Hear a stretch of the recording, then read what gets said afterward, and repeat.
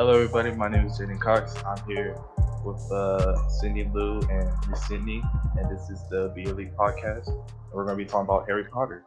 I don't know nothing about Harry Potter, so if Miss Sydney can please have some questions while I think of some real quick. Yeah, awesome. Thanks for having me. So I don't know what I'm supposed to do on podcasts. So I'll start real quick with why I'm here on your Harry Potter Day. A little bit of my story. So I went to the Scholastic Book Fair when I was 11 years old in 1997 or 1998. And I bought the first Harry Potter book. It was the first year it came out, and essentially that's it. It all went from there. So every year after that, for the midnight releases of the books, I was there. The midnight releases of the movies, um, and then I would go on to work at the Wizarding World of Harry Potter at Universal Studios, get 14 Harry Potter tattoos, and pretty much make it like my whole personality. Um, yeah, so I think I was kind of poised. My generation, the age I was right there when. So the main character was 11, I was 11, and I kind of grew up with them. So my question for you guys then is that it was very much of my generation. Is Harry Potter still a thing for young people today, or is it like an old person thing or a little kid thing? Oh, it is definitely still going on. A lot of people still talk about Harry Potter, but I don't know if it's like less than how it was before. Like I don't know if it was still that big, but just what I've seen, yes, it is still pretty big this day.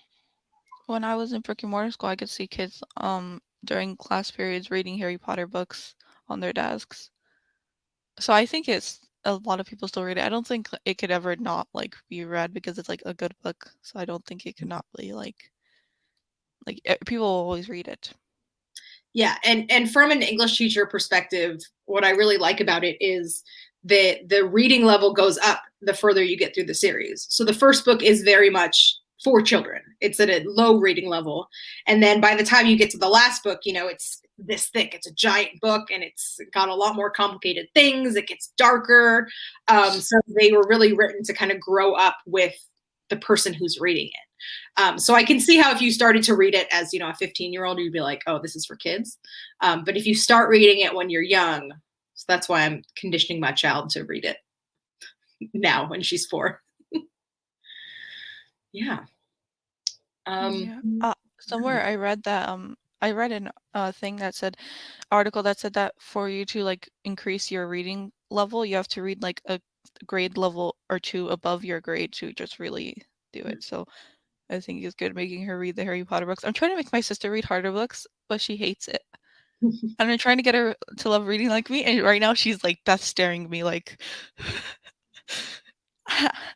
it's because I love reading, but she doesn't really like reading. So I'm trying to make her like reading.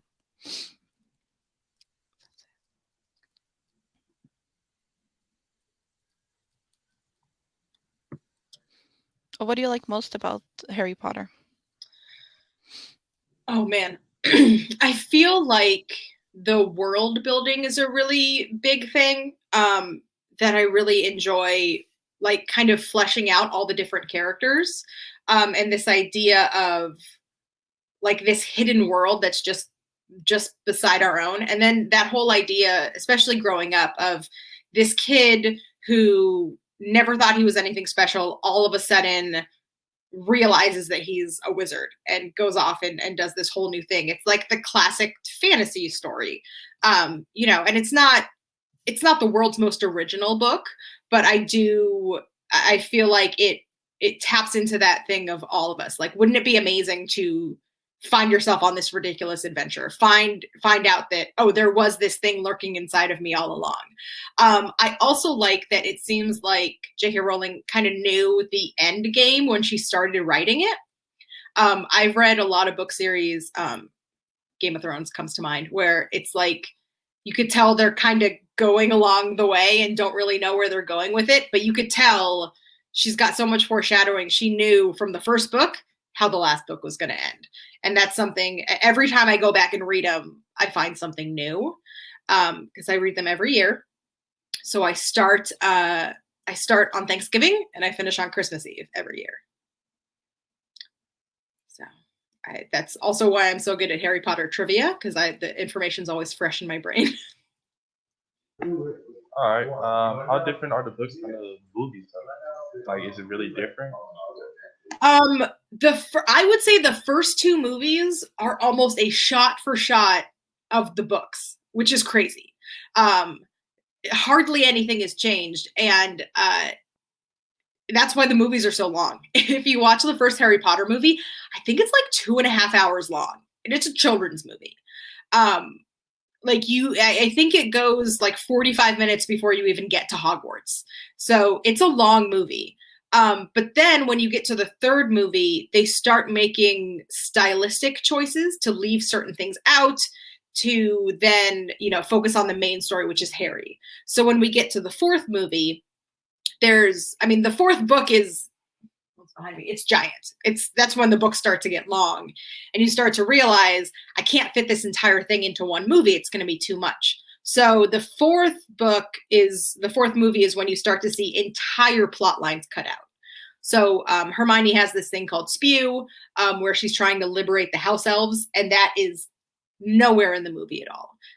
There's a character called Ludo Bagman, who's like this kind of corrupt sports guy who does sports betting, and he's completely cut out of the movie. So there's a lot that gets missed. So I would say the fourth one in particular is the one that the book is 100 times better, just because there's so much you can't get to.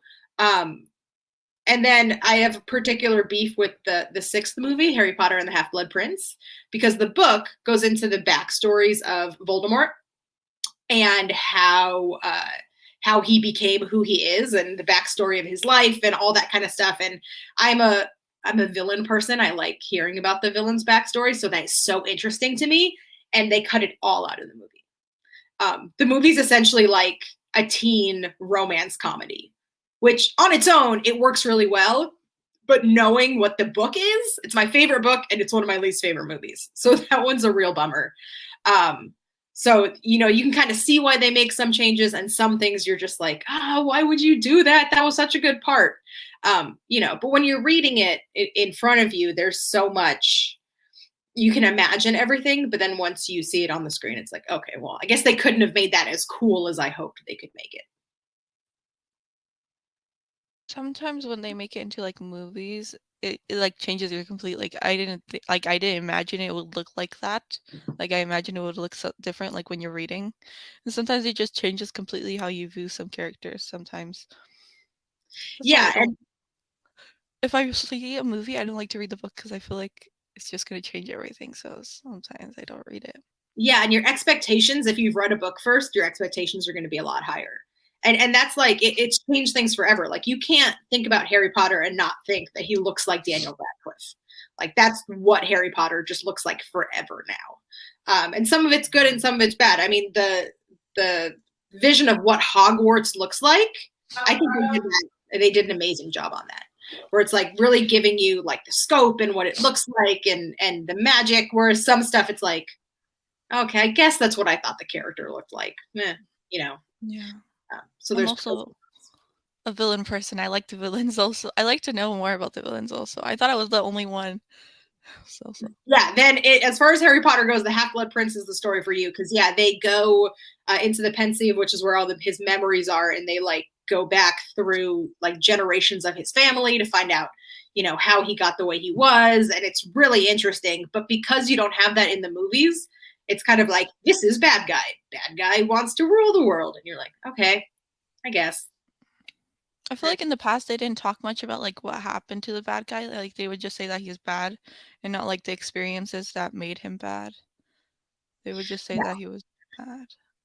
And I'm a kind of person that I like kind of the anti-hero type person, Loki in the Marvel movies, where it's like, is he a good guy? Is he a bad guy? Like, so the Half-Blood Prince gives you a lot of insight into, how essentially the idea is he was born out of a love potion. Like, the mom tricked the dad with a love potion, which is why he's like, can't be good, because he was essentially like cursed from birth. spoiler, but yeah. So it goes into a lot of the lore and the world and the history, which I find interesting. And they just didn't have time for that in the movie, I guess, which is a bummer, but these things happen. So I guess this is going to be a really interesting question. Who will be you? Like, who will be your favorite character from the movie and book? I think I went back and forth on this a lot. I think my favorite character is Hagrid. And I think he's my favorite character because he's so underrated. People talk a lot about Dumbledore being the father figure, but Hagrid like got imprisoned for crimes he didn't commit. He got kicked out of school when he didn't deserve to get kicked out of school. He's always there for Harry, even though he's kind of, you know, he doesn't always make the best decisions, but I think people overlook him, and he's one of my favorites. Okay, I totally know who any of these characters are, but he's a big giant. He's a half giant, and he's got. I remember him now because I didn't know who you were talking about, and now I remember. I have a Funko Pop of him. I think. Oh, here he is. I still don't know, but it is what it is. There's my man. I just like him. He's a very wholesome character, and he doesn't get the credit he deserves. Wasn't he in the first book, like at the beginning of it? Wasn't he like? Yeah, he's the one that shows Harry. He's the one that comes out and tells him that he's a wizard. Yeah. Oh, he's the one that said you're a wizard, Harry. Yep. Yeah, he's got the iconic line. Yeah. That's where I remember him from. I was like, where do I remember him from? I was like, yeah. Oh, he's the guy. Who will be your least favorite character?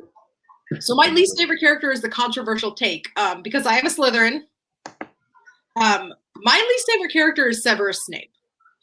Now, this has changed along the way, but a lot of people like Snape, and I think he's terrible. I think he's a bad character. I think he is a bad guy. And essentially the twist is that he loved Harry's mom, so he was a double agent for Voldemort.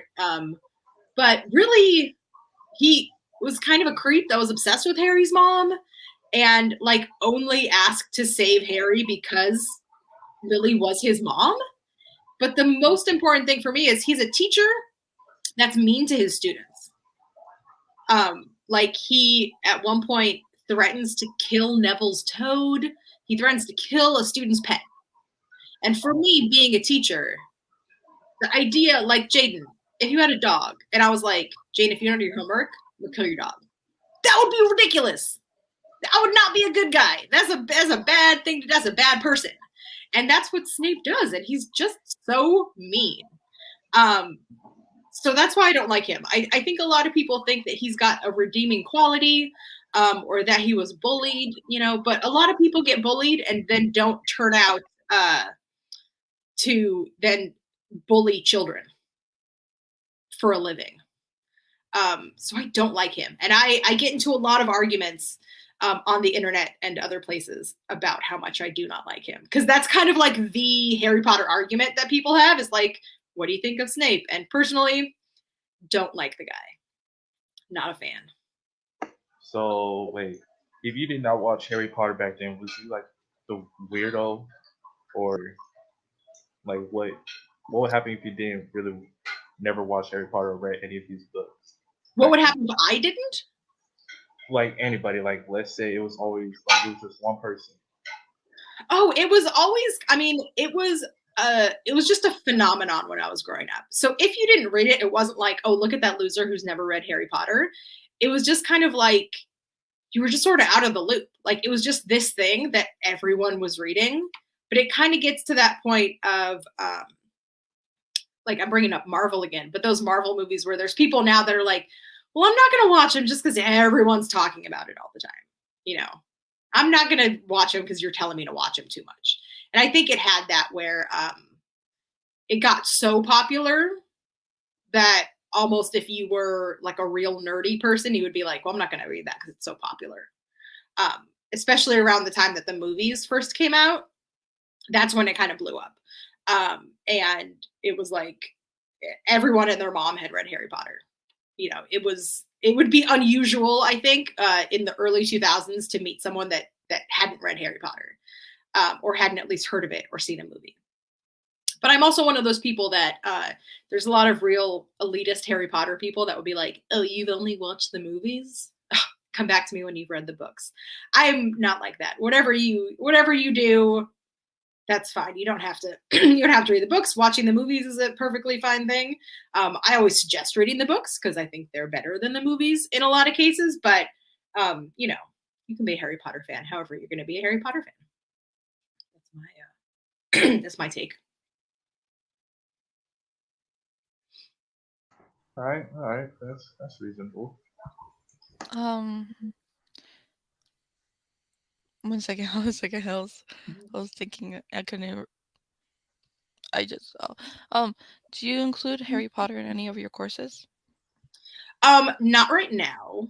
But I am working on a 9th grade English course that focuses on Harry Potter as like its book to be read. I was very scared of doing Harry Potter in school for a long time because there's places where they've like banned it because it promotes witchcraft apparently, which it doesn't. I mean, it doesn't teach you how to do witchcraft. But yeah, I'm working on a class that has it. I don't currently do it, but there's a lot of themes. The problem is picking a book because the first book is good, but it's not as good as the later books. But I can't, be like, hey, this semester we're going to read all the Harry Potter books because I'm pretty sure everyone would just drop the class and revolt against me. So I wouldn't. I will read them all. I love reading. Oh, I might, to be honest. So. I did once try to start like a Harry Potter club at a school, and nobody would do it with me. I was like, okay, that's fine. You don't have to lie. I try not to push stuff on people. I'm not going to make you read it if you don't want to read it. So wait, not even the Harry 9th grade? Yes, I'm hoping for it to be ready in 9th grade of next year. So it's not for my class. I'm in 9th grade now, so. Well, I want to see. So maybe it could be like an elective, like special topics, literature and pop culture. There's a lot of different ways to do it.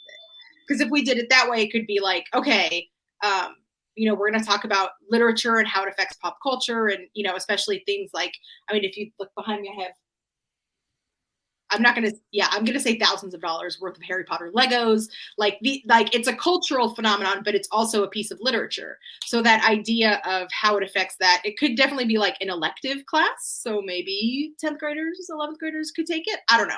I'm tinkering with it right now. Okay. But if I do that, then I can make them, I can make the school approve a field trip to Universal Studios for the class.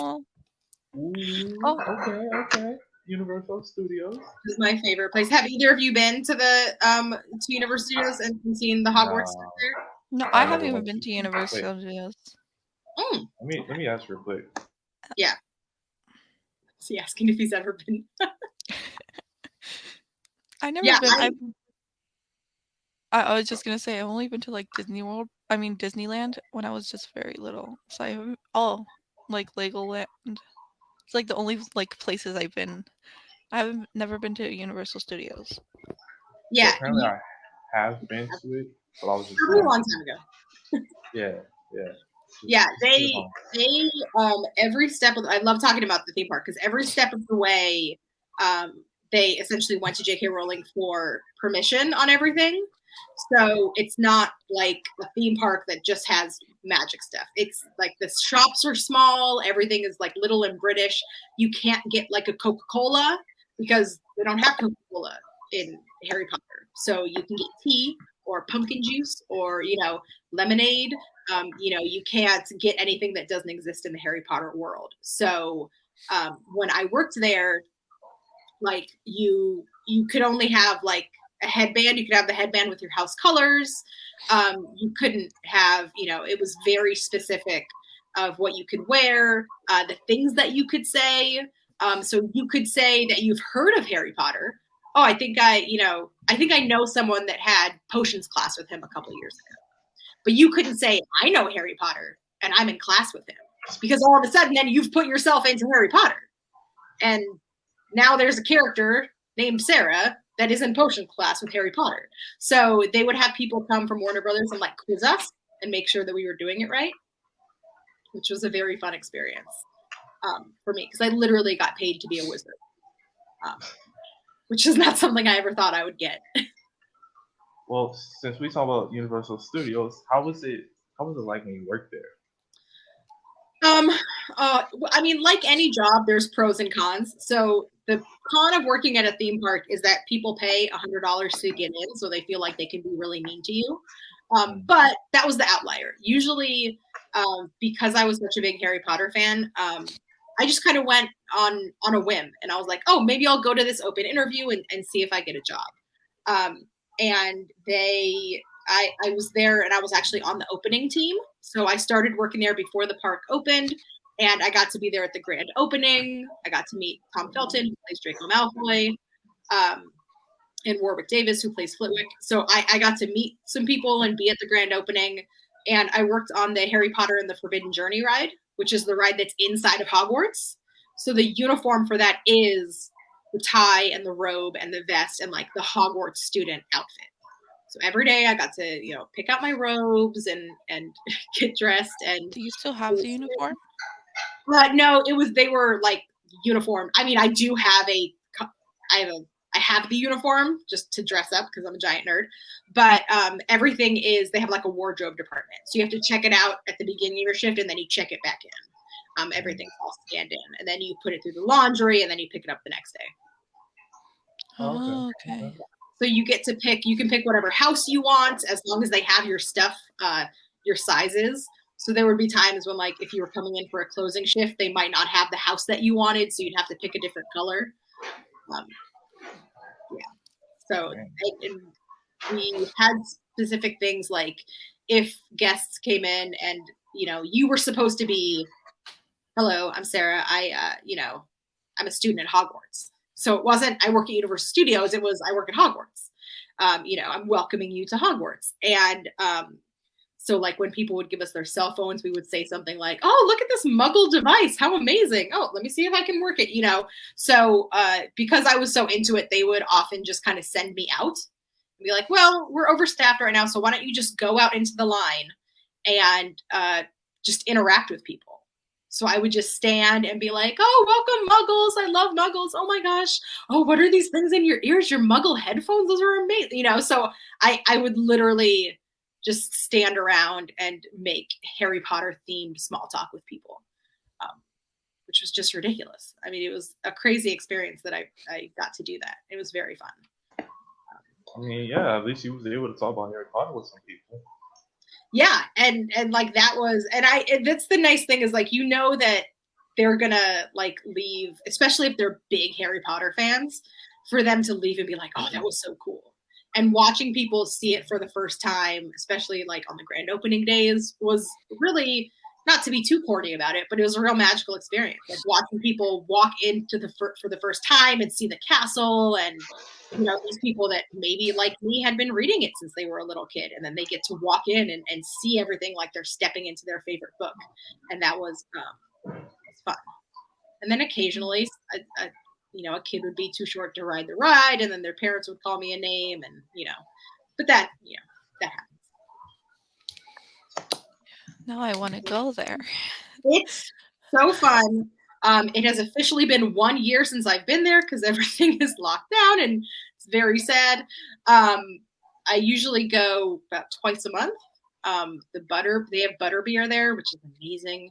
It's like a slushy butterscotch, like icy. It's non-alcoholic. It's just called butterbeer, but it's from the books. And they have like the candy shop, which is my daughter's favorite. And one of the things I like about it is, how at Disneyland, you can't dress up in costumes if you're an adult because they don't want people to get confused and think you work for Disneyland, which is fair. But at Universal, they actually encourage it. So there's like cosplay groups that will go dressed up like Harry Potter characters and people will take pictures with them and like they have events there and stuff like that. So I've gone before. They do an event called Dress to the 9 3/4, where it's like you get dressed up in like fancy Harry Potter clothes. And then people will just be like, what are these people? Let's take a picture with them. And Universal is apparently cool with it, which is nice. Like an extra layer for people. I think we should start wrapping up. I just have a couple more questions, and then if you could only pick one to like if you could only watch the movies or read the books, which one would you prefer, to read the books or watch the movies only? Oh, if I could only take the books or the movies? Mm-hmm. Oh, the books, 100%. Oh wow, she did not hesitate to answer that. Oh yeah. The movies are great and I enjoy watching them, and I do watch them a lot, but nothing can beat, especially like my favorite books. I mean, there's certain books, like Prisoner of Azkaban, the third book, and Half-Blood Prince, and probably Goblet of Fire too. Like those 3 books are probably in my top 10 favorite books. I would take them over most books. I just recently read the first book. I was never allowed to read Harry Potter when I was younger. I wasn't allowed to read certain things because it was like witchcraft, but like my mom is fine with it now. Like my dad actually watched all the movies, so I was like, what? I wasn't allowed to read it. Especially when I was growing up, there was a lot of that people were like, it's about a wizard, it must be witchcraft. But once you look at the book, you realize, oh, it's not that kind of witches. It's wands. You can't, and that's the whole idea, which is interesting that they tried to ban it, or that they tried to tell their kids not to read it for that reason. Is the whole idea of being a witch or a wizard in Harry Potter is that you have to have magic. So if you're a muggle, if you're not a witch, you can't learn how to be a witch. So it literally is doing the opposite of teaching witchcraft. Because if you're not born a witch or a wizard in Harry Potter, you can't become one. Oh, I read the first book, but then I stopped afterwards because my mom said I couldn't, but she says I can now. There you go. Yeah. Yeah, because I read the first book and then I actually read the first book this year because I couldn't go to the library and get the book, so I had to read it online, which I hate. I hate reading books like online. I like reading like a hard copy. Okay, I think we should close up now since it's coming around the time. So I hope you all enjoyed this podcast episode, and check out our last podcast episode, which I think was the football one. And I hope you all have a lovely day. And don't forget to look at the description for more information about everything. I don't even know what's going to be in there right now, but like, bye. And I hope you have a lovely day. And thank you for watching this, and please share this with your friends and family to support our content. And make sure you subscribe. Okay? Subscribe to the channel. We need more subs. We're trying to go viral.